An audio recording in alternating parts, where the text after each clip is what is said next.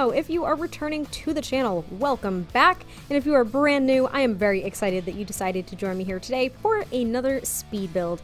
And we are back in Oasis Springs. I decided to take a little bit of a break from Willow Creek for my save file and work on Oasis Springs for my save file. I think I'm going to be approaching, the two base game worlds first. I don't know, I haven't decided. I don't want to commit to that, but I was kind of excited to bring this idea to life because, as I said in one of my previous speed builds, I actually laid out all of the maps for The Sims 4 and designated every single lot and basically planned out my entire save file. And now I'm super excited to really dive in and kind of get it moving along, because before I was really just kind of grasping at straws, building here and there if I felt inspired, and not really knowing how I was going to plan out each neighborhood or even each world. And I finally did that. So, in Oasis Springs, in this little neighborhood here, granted you can see a mid-century home off in the distance, that will not stay. This neighborhood is actually going to be like a trailer park, because within this neighborhood is Johnny Zest's trailer, which I don't know if I'm going to be renovating it or completely making a new one for him. I haven't really decided yet, but it's going to be a trailer park neighborhood, so maybe this part of Oasis Springs just isn't as affluent, I suppose. I don't know. I don't really know why. I just like the idea of trailers in Oasis Springs because it seems to fit.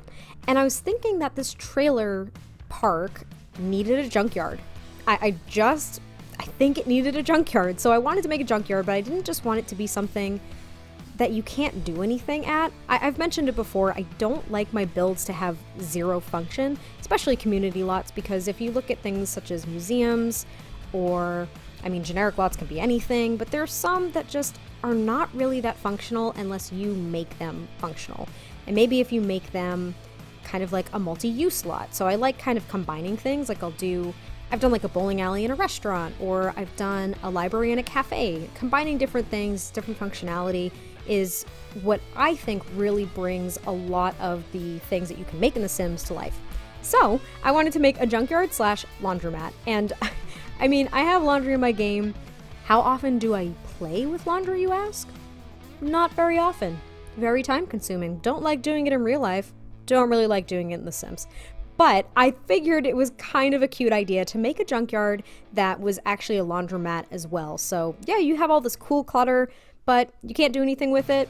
I guess you can do some laundry.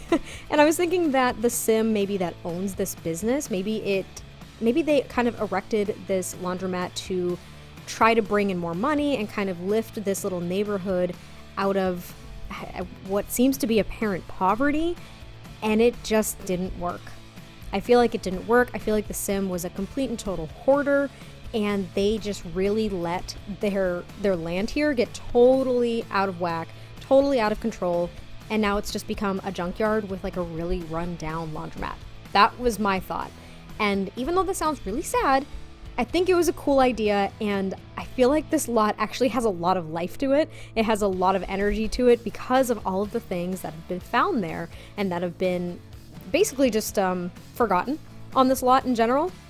So I kind of stacked up a bunch of those old broken down cars and just random knickknacks everywhere, and it was so fun to find those items. A lot of them did come with the Strangerville pack, but there were tons too that just came in the debug menu, I'm assuming from Oasis Springs, because there were a lot that weren't from individual packs, which was really nice. And now we're on the inside, and I'm grabbing a few benches to put in the middle, and this is the stackable washer and dryer kind of combos.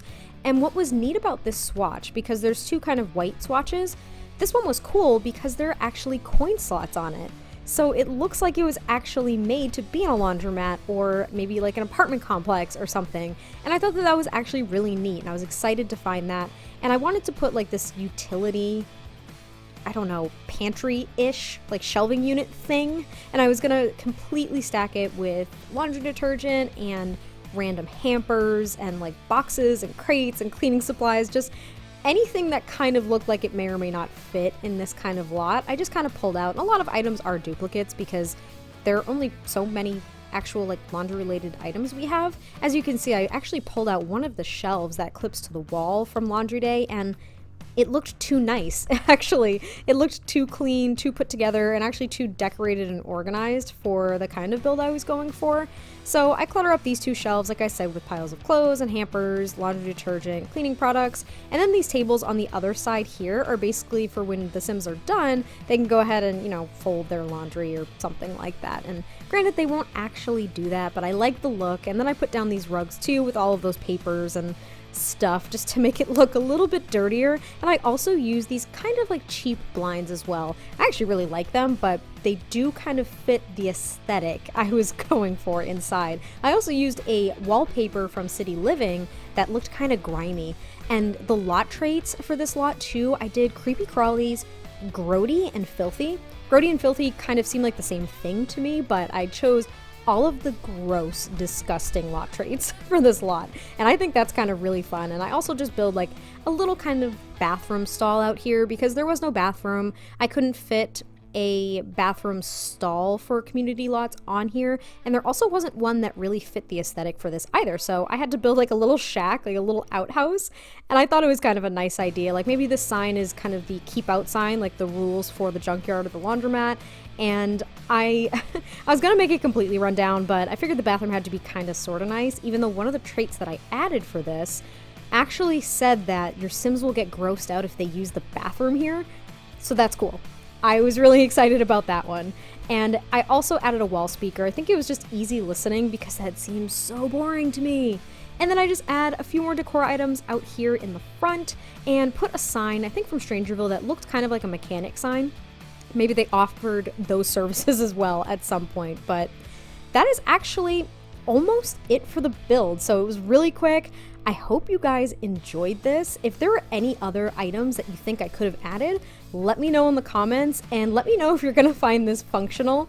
And I don't know, just let me know everything that you're thinking, because it was so much fun for me. Like, this was an absolute blast, and it was totally chaotic. And you know what? Sometimes we need a little bit of chaos in our lives, right? Even for our Sims. So, hope you guys like this. Let me know your thoughts, and I'll catch you next time I post a video. Bye.